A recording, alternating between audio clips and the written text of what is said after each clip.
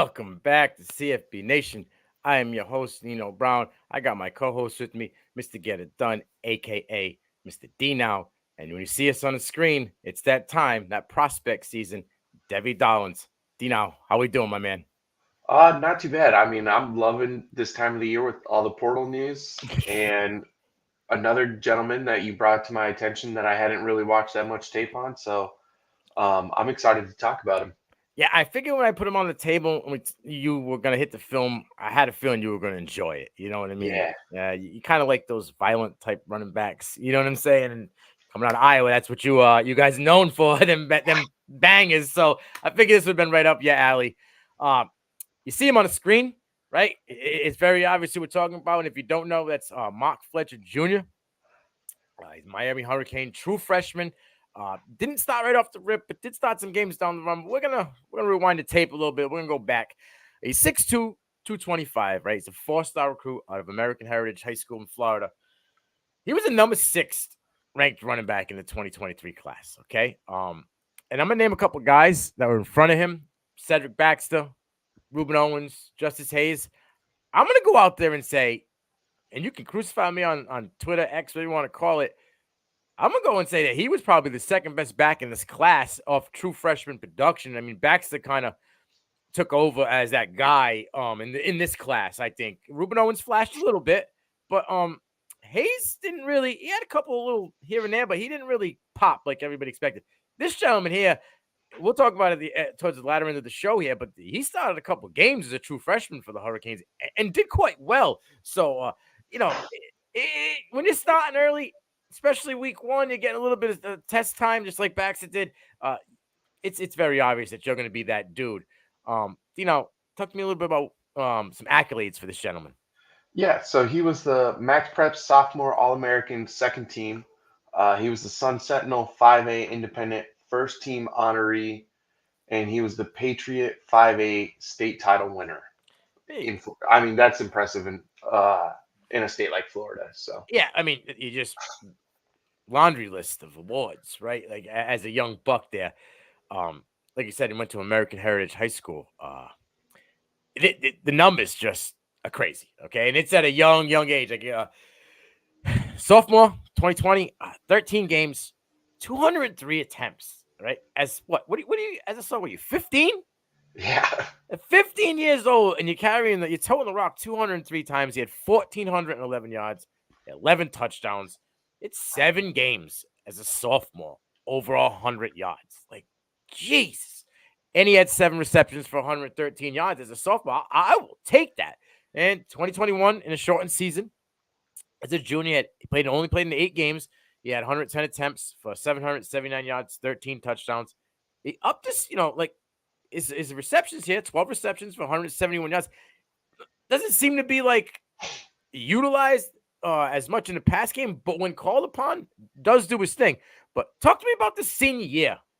Yeah, so his senior year, these are where these numbers get ridiculous. These are borderline video game numbers.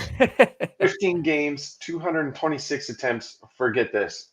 1,934 yards. Yeah, 23 touchdowns. He had 10 games over 100 yards. And he continued to up his production in receptions, granted only by 1 this year, but 13 receptions, 157 yards, and a touchdown. And versus Los Alamitos on national television, he had 19 attempts for 224 yards and 2 touchdowns. That's a PTP right there. Oh, that's prime time player, baby, all day long. I mean, listen, the guy loves the limelight. He's not afraid of anything. It doesn't seem like he gets really tired. He seems like a guy to me that as the game goes on, he enjoys the contact, wants it more, and it just kind of charges him up. You know what I mean? So, like, he's the type of dude that you're going to want. Like, we're going to talk more about him. Almost 600 attempts in his high school career. Like, that's ridiculous. Yo, get that body. I mean, look at him on the screen, bro. He's chiseled. He's a big body back. You're like I said, 223. Like, as a young kid coming, a true freshman coming at 223, like, he's ready to go. Like, you put him in a can, fire him out, and let's rock. Talking about some offers he had. He wasn't just one and done here. Yeah, no, he had his pick of the litter. He had every school in Florida, the big dogs, Ohio State, Alabama, Georgia, Michigan, Penn State, USC, Tennessee. I mean, almost the entire SEC and Big Ten wanted his services. And I mean, watching the tape, who could blame him?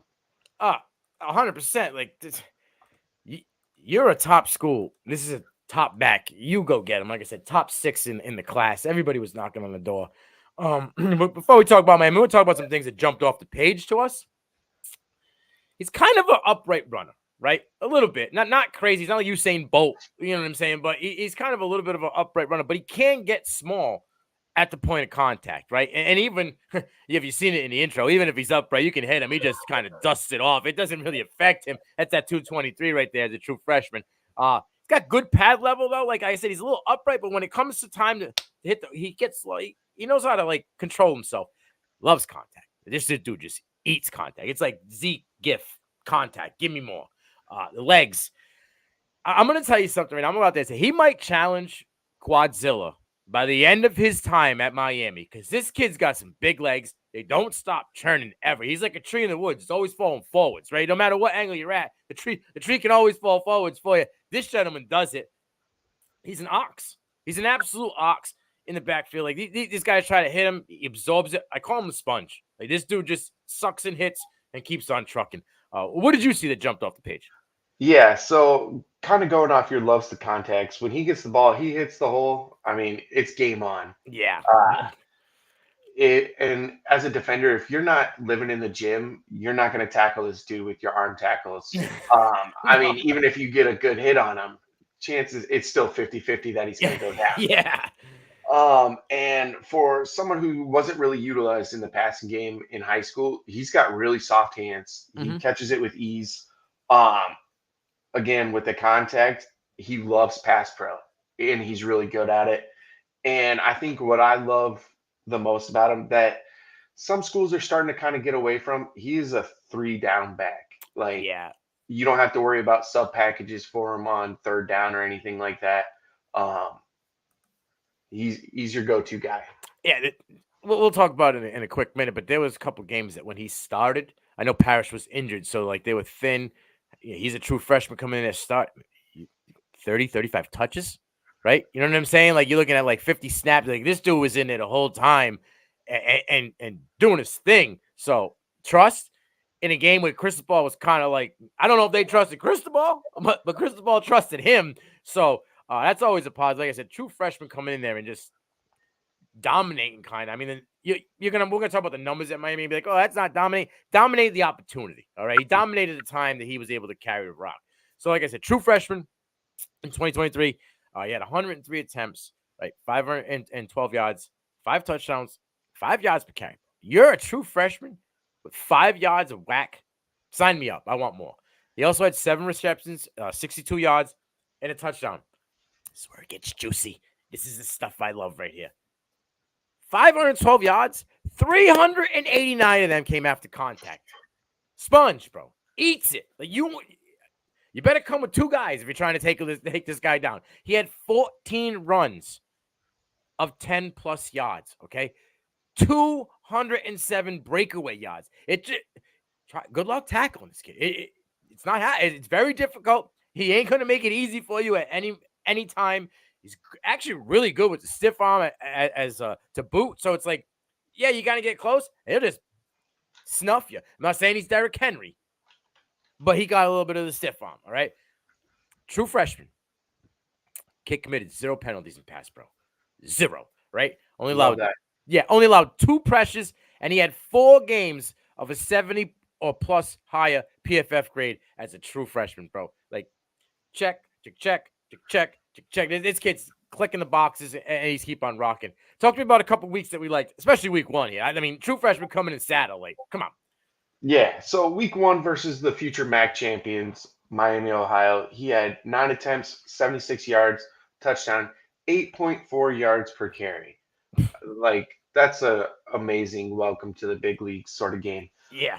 But week 10 and beyond, when he actually started for the Hurricanes, week 10 versus NC State, 23 attempts, 115 yards for 5 yards per carry.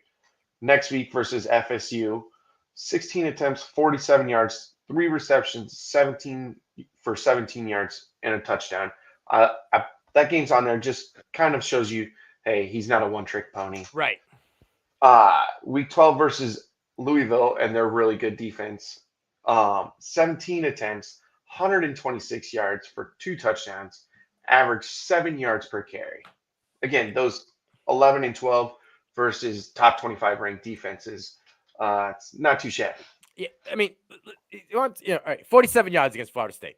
Not the best. You look at Jared Verse, right? Mhm. LeBeau, like you look at linebacker, capable. Like these dudes were dominant all year, not just in the ACC. Whoever they played LSU, they were dominant. Like this defense was legit. You know, quarterback went down, and that defense carried that team. I know we don't want to talk about that's the elephant in the room. It's a topic for another discussion. I think I might be getting into that a little bit later tonight, but. This defense was legit. This kid's a true freshman, and they relied on him. And he's like, nah, I'm not. No, the moment's not too big for me, right? And I wrote it in the title. He fits the U. This kid oozes the U. Like, I could see this dude coming out with the boom box, the big chain, right? Coming out the tunnel in the smoke. Like, this is old school U football. I'm excited that he didn't hit the portal, right? I'm excited that he's staying home, looking like he's going to be RB1 going into next year. I love everything that this kid's got. Like you mentioned, Louisville, great defense. They shit their pants down the stretch, right? It is what it is. But the game that they played them, they were all hands on deck. Like they were solid, and this kid just did his thing. And he doesn't have as much twitch as I would probably like, but the physicality part of it, like Derrick Henry ain't twitched up, right? Yeah. So I'm fine with it. Like again, I'm not calling him Derrick Henry. I just wanted to paint a picture of like how physically can be coming out the hole. Like if you go back and watch the intro, this dude straight came out right into the A gap, blasted him. He shook the thing, stuttered for a minute, got up, boom, did a spin move, another juke back to the inside. Like he's got the intangibles. We're gonna talk about the player comps coming up right now, and just the way he plays, man, like he got a little nimbleness to him. Kind of gives me a little bit of that vibe. And I know it's kind of a big shoe because one of them, is a Longhorn, one of them Bama. Like these are top guys in my comparison. So, but you never know. Like when you're a top 6 back in your class, I think it kind of holds a little weight to be in that group. You know what I mean? Like those guys are a top 10 in their class when they were coming out. So my comp off the rip is Cedric Benson, Damian Harris type back, like that physical back. He got a little more twitch than Harris does. Harris wasn't very twitchy, but it's the Benson factor for me. Like Benson had that like spin move, kind of like bounce off a tackle, be able to get back on his feet, get going, and like he never like was off balance for his size. I feel like Benson's kind of like Benson and Fletcher kind of almost mirror each other. Get the dreads. It's just another added bonus to it. What you got? What's your comps? Yeah, so my comps are Latavius Murray, and I added a newer one, Darren McFadden. Just running style. Latavius Murray, he's a physical runner, much like Fletcher is. And I threw in Darren McFadden as of more of a projection, like where I could see him sort of be.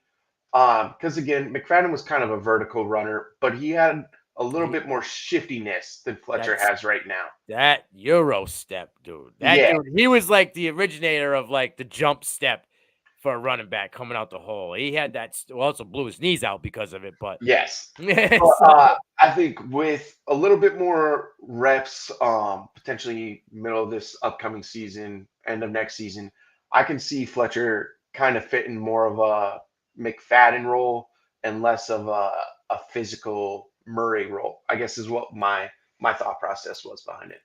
Latavius Murray, dude. Like not enough credit. Come out of UCF, right? Like, was he drafted? Was he? He was. I don't think he was drafted, dude. I think was. I'm not 100% sure. I think he was a UDFA. And bro, they just 2 years ago they called this dude off the couch. Yes. Oh, it come in 500-600 yards, go in there and bang. Guy keeps doing it.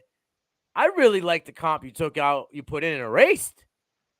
I like the Felix Jones comp. It didn't because of the physicality. Like, I think Arkansas, right, last season, and I think Dallas. That first season in Dallas, yeah, Felix Jones was so goddamn physical. Like, as soon as he saw the contact coming, bah, put it in a hole. Like he had a little more twitchy to him. Like he could, like, which was kind of like where the McFadden comp. I get where you are, but he can develop a little bit of that. He has that kind of one plant cut move. Like you don't have the top speed. Okay. No, he's not gonna, but he has enough speed to pull away from linebackers. Safeties will probably catch him. Obviously, DBs are going to catch him. But like, he got a little step. I think that's something that he can develop over time. He's got 3 more years, 2 at least. Absolutely. So I like the Felix Jones comp a lot because Felix Jones is kind of a stocky guy. You know what I mean? Like he was compact. He had that upright running style coming out the hole, but he also knew when to get down and get low. So I almost threw in another cowboy, and that was Marion Barber. Just the physicality that I kind of, but I don't think he's that physical. No, Marion Barber just like. Oh yeah, no, he was ran into try to tackle me. Yeah, he tried not to miss you. He wanted to run you over like at every play. So yeah, I get the physicality, the style of play. Barber was kind of an upright runner as well. Like not so. I know when I say upright, everybody's gonna think he's like a boat in the ocean. You know what I'm saying? But like instead of being down all the time, like like Sproles or something, the guy kind of upright, wants to see a little bit of he's got not like this, but he's got good pad level. It's not straight up like that. You don't want guys straight up, but he's kind of more upright than the average guy. But and I will say, if Miami is fortunate enough to get one of these names in the portal, a guy like Fletcher is going to benefit extremely off of it, because if you watch Miami more, I mean, TVD really struggled for the second year in a row. They almost started to become one-dimensional, and if they can actually get a quarterback who can help, is just semi-competent, I guess, in the pass game, a guy like Fletcher is going to benefit off that extremely. I might be off one game here, but I'm almost positive that Louisville game, they benched TVD and they started the true freshman. Yeah, is that the game that it's either Louisville game or the following game after that? But yeah, they started the true freshman. Yeah. This kid was, and in the Louisville game, they gave him 18 totes. You know what I'm saying? So like, TVD played well for 5 weeks. I don't know what happened. I think a lot of that team kind of went downhill on that stupid 4th down play. That took a lot. That kind of flipped the season around. Checked out. Yeah, all right. And I'm not giving him a pass. You know what I'm saying? Because I think the film kind of came around like, okay, we haven't seen this for a year because the year before he was terrible, right? Like, so I got a little exposed there. But this kid through the whole process, like I said, those 3 weeks where Parrish went down and they just said, okay, we could have went by running back by committee. We're not. No, we're going to give it to the true freshman, and the kid did his thing. So I'm with it. These are a few reasons on why both of us believe Mark Fletcher Jr. got a very good chance of being a Devy Darling, and a name that I think you're going to be hearing quite a lot about next season, early and often. You guys know the deal. It's Devy Darlings, CFB Nation. I'm Nino Brown. That's my man, Mr. Get It Done, a.k.a. DNow, and we out.